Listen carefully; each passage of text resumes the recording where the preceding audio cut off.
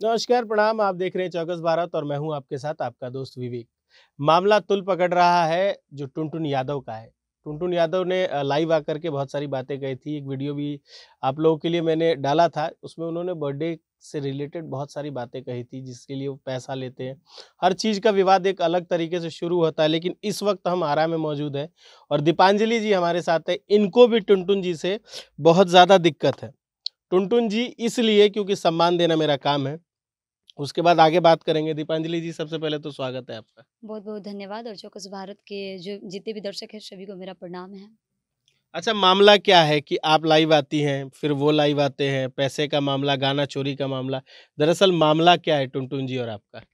देखिए मामला कुछ नहीं और देखिए तो बहुत कुछ भी है। हुँ। मान लीजिए उनके समाज की लड़की हम हैं, एक तरफ से देखिए तो बहन हुए उनकी हम और मान लीजिए कि फिर उसके बाद मेरा गाना अगर कोई मार्केट में बज रहा है, तो फिर उसको कॉपी करके गाने की मतलब क्या मतलब बनता है उसका? हमको कहीं न कहीं इस बात को लेके ठेस पहुँचा है कि हम आपके समाज के और हम लोग सब एक-दूसरे से परिचित हैं। ऐसा नहीं है कि मतलब कोई हमें नहीं जानता, चाहे वो हमें नहीं जानते, हम उनको नहीं जानते। जानते हैं तो कम से कम अगर गाना था आप हमसे पूछे रहते कि हाँ जी, हम आपका गाना गाना चाहते हैं, हम गाएँ कि नहीं गाएँ। वो एक अलग बात थी, अब उसके बाद गाते तो कोई तकलीफ नहीं, हम अपना उनको देते कि हाँ भाई आपको गाना है कि नहीं गाना, हम अपना जो भी मेरा जवाब होता हम उनको देते। लेकिन ये सब के बावजूद वो जाकर गाना गाते हैं, गाना गाने के बाद उनको हम अगर फ़ोन करके बोलते हैं उनसे फ़ोन मेरी बात हुई थी उनसे कि हाँ, मान लीजिए कि मेरा गाना आप क्यों गा दिए? अगर मार्केट में अगर आपका 10 गाना बज रहा है, तो आपकी बहन का 1 गाना बज जाएगा तो क्या आपको प्रॉब्लम है? आप भी यादव समाज से हो, मैं भी यादव समाज से हैं।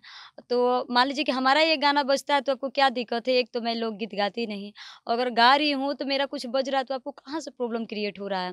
तो वो बोल रहे हैं कि नहीं ऐसा कुछ नहीं है। हम उनको बोले भी कि आप अपना गाना उतरवा लीजिए। तो बोले कि ठीक है दीपांजलि हम देख लेते नहीं, उसके बावजूद हम देखते हैं कि दूसरा दिन फिर दूसरा गाना उसी ट्रैक पे रिलीज़ होता है और वही शब्द। Same to same. जी। अच्छा, एक और चीज़ जानना चाहेंगे कि आपका मैंने जब प्रोफ़ाइल देखा है यूट्यूब पे, प्रोफ़ाइल पे इनके गाने पार्टी से रिलेटेड, आपके गाने पार्टी से रिलेटेड ज़्यादा थे।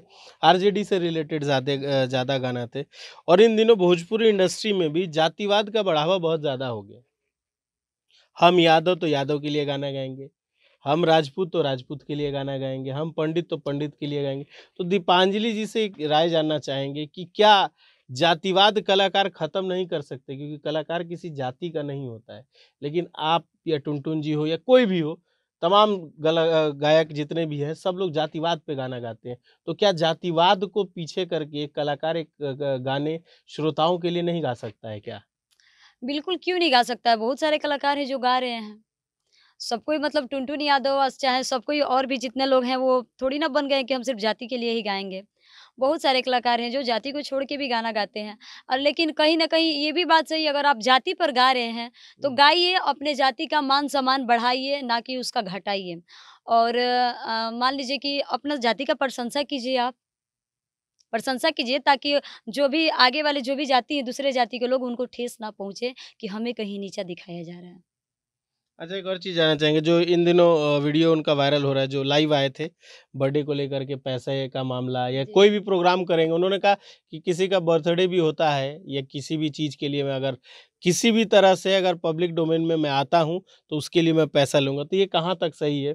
एक स्टार, एक आपका अलग पहचान बन चुकी है, एक अलग छवि बन चुकी है गायक के तौर पे। हालाँकि पवन जी खेसारी जी से आज तक इस तरह का बयान नहीं आया है, लेकिन उसके बावजूद इनके नाम से सारी चीज़ें चल रही है। खुद बोलते हैं लाइव में आकर के कि हम लाइव आएँगे भी और कुछ बोलेंगे भी तो उसका पैसा लेंगे, तो कहाँ तक एक सिंगर के लिए उचित सारी चीज़ें हैं ये सब? देखिए, हम लोगों के लिए तो ये उचित नहीं है, जहाँ तक हमें लगता है कि खेसारी भैया, पवन भैया के लिए भी उचित नहीं है। हुँ। लेकिन हाँ, उनसे भी हाई लेवल की ये कलाकार हैं शायद, कहीं न कहीं इनको लग गया कि अब तो हम स्टार हो गए हैं, तो हमको लेना चाहिए। तो वो ले रहे हैं, उससे कोई हमको ये नहीं है, लीजिए आप अपने आप में क्या करिए, उससे हमको क्या मतलब है। हाँ, रहा बात हमारा ये बात बोलने का, मैंने अपने आईडी से पोस्ट किया था इस चीज़ को कि हुँ। ये बर्थडे बाइट बोलते हैं, तो उसके लिए पैसा लेते हैं। तो आप एक बार कहते हैं कि हम यादव के मान-सम्मान के लिए काम करते हैं। हुँ। हाँ? और वही यादव आपको बोलते हैं कि आप मेरा थोड़ा-सा बर्थडे विश कर दीजिए, तब उसके लिए पैसा लेते हैं। वही यादव कलाकार लोग जो हैं अपना समय निकाल कर आपके गानों को सुनते हैं। प्यार दुलार आशीर्वाद देते हैं, उनके आशीर्वाद से आप फॉर्च्यूनर फॉर्च्यूनर लेने वाले हैं।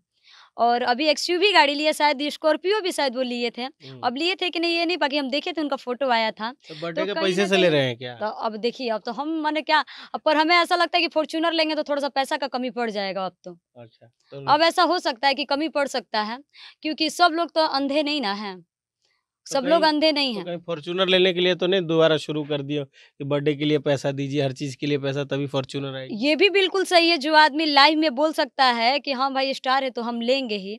और क्या इतने सारे यादव लोग का पेट्रोल पंप है तो वो हमारे गाड़ी में मतलब तेल भराते हैं।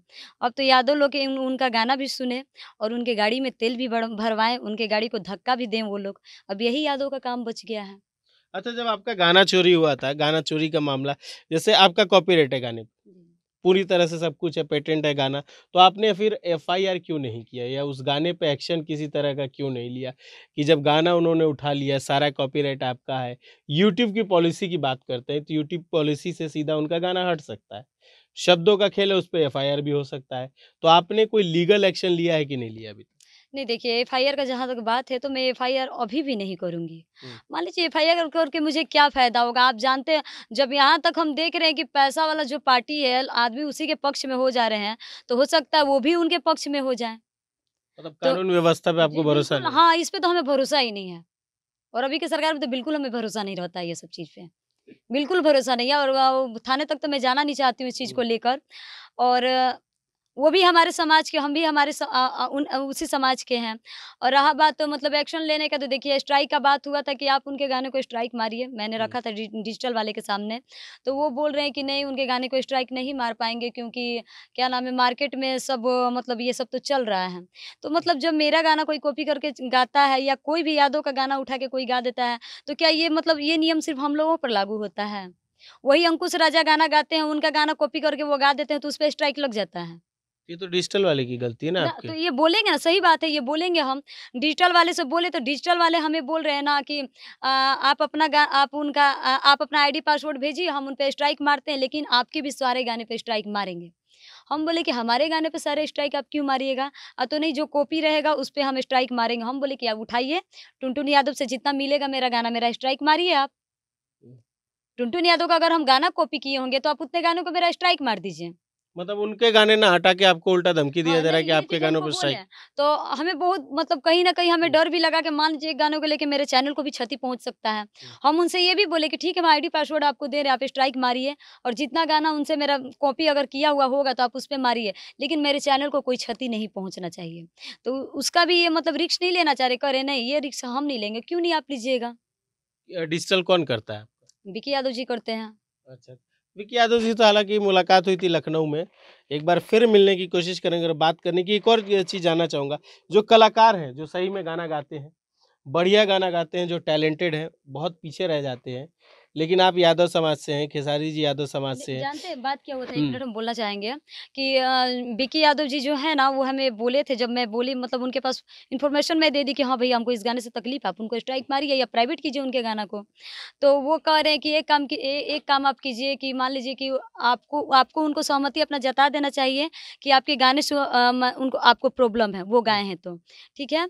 तो हम बोले ठीक है, इस पे हम तैयार हैं। वो बोले कि आप ये कर दीजिए, उसके बाद तो हम अपना एक्शन लेंगे ही लेंगे। हम ठीक है, हम टुनटुन यादव जी से बात कर लिए हैं। उनको बता भी दिए कि भैया उनसे बात हो गई, क्या-क्या बात हुई वो भी हम उनको बता दिए हैं। लेकिन उसके बाद भी कोई एक्शन नहीं उधर से लिया गया। अच्छा। अच्छा, अब सवाल जो बीच में टूट गया था उस पे आ जाते हैं। आप भी यादव समाज से, टुनटुन जी। जी भी यादव समाज से, खेसारी जी भी यादव समाज से। लेकिन जो छोटे कलाकार हैं उनको कोई बढ़ावा नहीं देता है। उनके गानों को चोरी कर लिया जाता है, उनको दबाने की कोशिश की जाती है। वहीं दूसरी तरफ अगर नेपाल की ओर रुख करते हैं, जहाँ लड़की एक हाथ पे टैटू बना लेती है तो उसको फ़िल्म मिल जाता है। तो ये कहाँ तक इंसाफ़ है यादव समाज का या यादव जो सिंगर हैं उनका या खेसारी जी का कहाँ तक का इंसाफ़ है कि एक कलाकार जिसमें सही में टैलेंट है, जो सही में गा सकता है, जिसकी आवाज़ अच्छी है, उसको प्रमोट ना करके सिर्फ़ टैटू बनाने वाले को प्रमोट कर दिया जाता है। ये बात सही है और जहाँ तक देखिए खेसारी भैया की मैं एक बात बोलना चाहूँगी कि अगर वो लड़की टैटू बनवाई है, अब किस समाज से है वो मैं नहीं जानती हूँ कि किस जाति से है वो।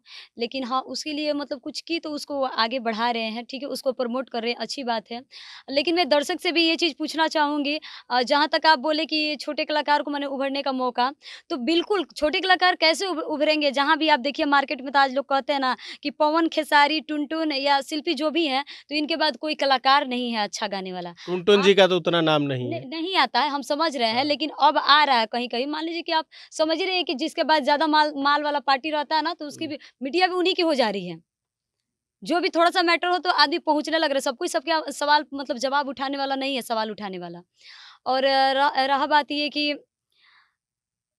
छोटे कलाकार को उभरने का मौका कहाँ से मिलेगा? जब छोटे कलाकार 1-2 रुपया लगाकर अपना गाना गा रहे हैं, कुछ मान लीजिए कि उनके साथ कुछ अच्छा हो रहा है, तो जो बड़े कलाकार हैं उनका कॉपी करके गाना गा दे रहे हैं। तो कोई भी देखिए किसी का भी लेवल लगता है ना, तो बहुत लोग सोचेंगे कि हम एक बार उनको सुनें। वो खराब ही क्यों ना गा दें, खराब ही अच्छा, क्यों ना गा दें। दूसरे पहलू पे चलते हैं कि जब छोटे कलाकार का गाना कोई बड़ा गायक उठा लेता है और बड़े गाने का अगर वो कलाकार का गाना हिट हो जाता है, तो कहीं न कहीं छोटे कलाकार को उस गाने से फ़ायदा तो ज़रूर मिलता है कि वो गाना लाइमलाइट में आता है, तो छोटे कलाकार का भी गाने को एक बार लोग जाके देखते ज़रूर हैं कि किस तरीके का उन्होंने गाया था और इन्होंने क्या वेरिएशन दे कर के गाया है, तो अंतर चेक करते हैं लोग, तो उससे फ़ायदा कहीं न कहीं तो छोटे कलाकारों को भी मिलता है। छोटे कलाकारों को कहाँ इससे फ़ायदा मिलता है? हमें क्या फ़ायदा मिला? हम भी देखिए तो हम एक छोटे कलाकार हैं और टुनटुन यादव बड़े कलाकार हैं, हमें क्या फ़ायदा मिला? हमारे गाने को कॉपी करके गा दिए हैं ना, अभी तो आज आज भी शायद एक गाना रिलीज़ हुआ, मैं देखी नहीं हूँ अभी। लेकिन मैं जानना चाहती हूँ कि मुझे क्या फ़ायदा मिला है इससे?